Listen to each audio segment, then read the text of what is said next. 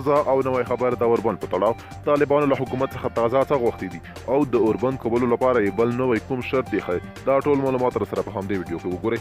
سلام او مینه ملګرو، هیله ده چې روغ او جوړ به وئ. که چېرې تاسو زموږ چینل ته نوي راغلي یاست نو د مهربانۍ له مخې زموږ چینل در سره سبسکرایب کړئ.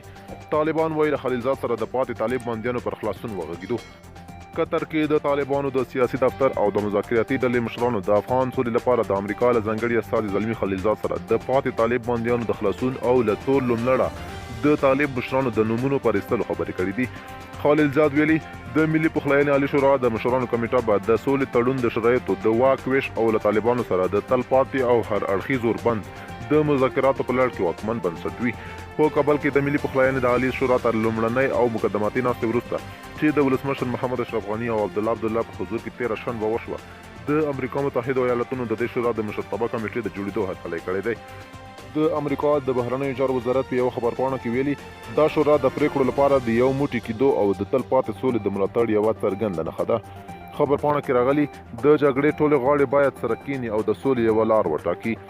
بل خوا د افغان سولې لپاره د امریکا د بهرنیو چارو وزارت ځانګړي استازي زلمي خلیلزاد په ځینو ټویټر پیغامونو کې د ملي پخلاینې د عالي شورا د لومړنۍ ناستې هرکلی کړی دی.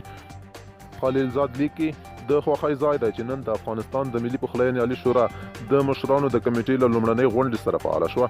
د سیاسي ټولګو د مشرانو غونډېدل یو مهم ګام دی.